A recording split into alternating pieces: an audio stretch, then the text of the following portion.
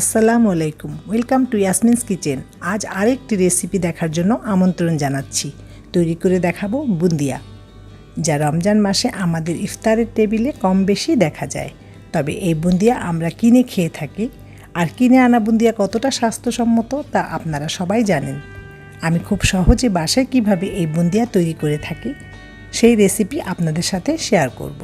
চলুন বুন্দিয়া তৈরি করতে কী কী লাগবে তা দেখিয়ে দিচ্ছি।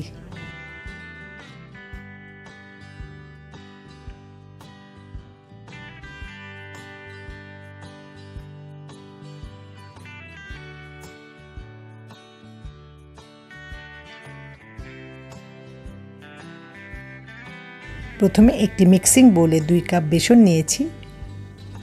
বেসন অবশ্যই চেলে নিতে হবে এবং আস্তে আস্তে পানি মেশাতে হবে।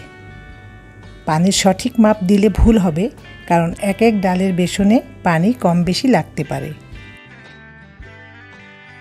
তাই একবারে বেশি পানি ঢেলে দিবেন না। প্রথমে একটু ঘন করে বেসন গোলাতে হবে এবং এই ঘন অবস্থায় বেশি করে ফেটে নিতে হবে। আরও একটু পানি দিচ্ছি এবং ভালো মতো ফেটিয়ে নিচ্ছি। যখন গোলাটা এরকম মসৃণ হয়ে গেছে, এই পর্যায়ে দিয়ে দিচ্ছি 2 চা চামচ তেল।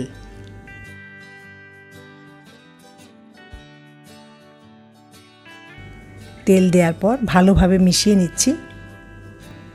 আরও কিছুক্ষণ ফেটে নিলাম। এবার একটা ঢাকনা দিয়ে ঢেকে দিচ্ছি এবং অপেক্ষা করব কমপক্ষে 20 মিনিট। 20 মিনিট পর এটার ঘনত্ব দেখিয়ে দিচ্ছি। বেসনের এই গোলাটা খুব বেশি ঘনও হবে না, আবার খুব বেশি পাতলাও হবে না। একটা চামচ দিয়ে তুললে যখন ঠিক এভাবে সমান গতিতে পড়বে, তখন বুঝবেন গোলাটা পারফেক্ট হয়েছে। এখন এই গোলাটা 2টা বাটিতে ভাগ করে নিয়েছি।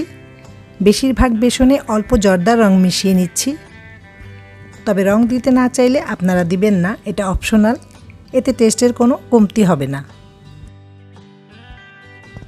এবার কম ভাগটাতে সামান্য রেড ফুড কালার দিচ্ছি। খুব ভালোভাবে মিশিয়ে নিতে হবে। হলুদের মধ্যে এই লাল রঙের বুন্দিয়া খুবই আকর্ষণীয় দেখা যায়। এবার ভাজতে চলে যাচ্ছি। বিসমিল্লাহ। প্যানে পর্যাপ্ত পরিমাণ তেল গরম করে নিয়েছি। চুলার জাল মিডিয়াম থেকে কমে রাখতে হবে। 1 ফোঁটা বেসনের গোলা দিয়ে দেখবেন, যদি সাথে সাথে উপরে ভেসে ওঠে তবে বুঝবেন তেল ভাজার জন্য রেডি। এমন একটা চামচ আমাদের সবার রান্নাঘরেই থাকে। আমি এই চামচ দিয়েই বুন্দিয়া ভেজে নিব। এখন কিছুটা ব্যাটার এই চামচের উপর দিয়ে দিলাম। চামচটা তেলের 5-6 ইঞ্চি উপরে ধরতে হবে। গোল গোল বুন্দিয়া নিজে নিজেই পড়বে। তাড়াতাড়ি পড়ার জন্য এই চামচটা ঝাঁকি দিবেন না, বা উপর থেকে কোনো চামচ দিয়ে নাড়া দিবেন না, তাহলে বুন্দিয়া লম্বা লম্বা হয়ে পড়বে। 30 সেকেন্ডের মধ্যেই বুন্দিয়া ভাজা হয়ে যাবে। এখন তুলে নিচ্ছি। এই ঝাঁঝরি চামচটা ধুয়ে মুছে আবারও কিছু ব্যাটার দিয়ে দিলাম। খুব সাবধানে বুন্দিয়াগুলো ভেজে নিতে হবে, তা না হলে এগুলো সহজেই পুড়ে যাবে।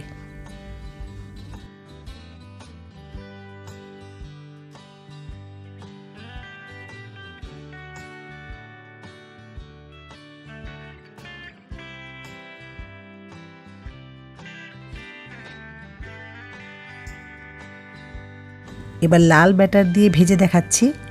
এই বুন্দিয়া ভাজার জন্য বাজারে বড় সাইজের ঝাঁঝরি চামচ পাওয়া যায়, সেটা দিয়ে ভাজলে একবারেই অনেকগুলো বুন্দিয়া ভাজা যাবে। আমার চামচটা ছোট, তাই অল্প অল্প ভেজে দেখাচ্ছি।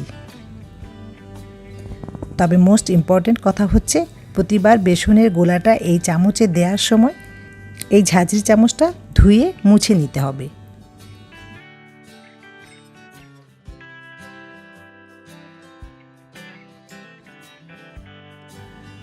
এবার লাল বুন্দিয়াগুলো ভাজা হয়ে গেছে, তুলে নিচ্ছি।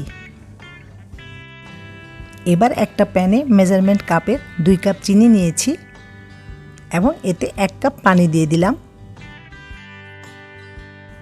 ভালোভাবে নেড়ে মিশিয়ে দিচ্ছি। চুলার জাল হাই হিটে দিয়ে ফুটে ওঠা পর্যন্ত অপেক্ষা করব। চিনির শিরা ফুটে উঠেছে। লেবুর রস দিয়ে দিচ্ছি 1 টেবিল চামচের মতো। এতে শিরা জমাট বাঁধবে না বা ক্রিস্টালাইজ হবে না। ভাজা বুন্দিয়াগুলো একবার দেখিয়ে দিচ্ছি। মাশাআল্লাহ, অনেক সুন্দর হয়েছে। এই গোল গোল বুন্দিয়ার মধ্যে 2-1টা বুন্দিয়ার শেপ নষ্ট হতে পারে, আপনারা চাইলে এগুলো বাদ দিতে পারেন, তবে আমি বাদ দিব না। এবার ফুটন্ত শিরায় বুন্দিয়াগুলো দিয়ে দিলাম। নেড়ে ভালোভাবে শিরার সাথে মিশিয়ে দিচ্ছি।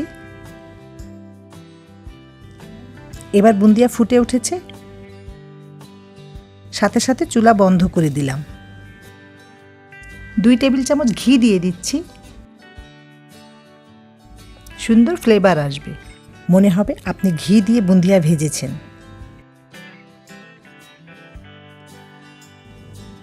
এবার ঢাকনা দিয়ে ঢেকে অপেক্ষা করতে হবে 1 ঘন্টা। ফিরে আসলাম 1 ঘন্টা পর।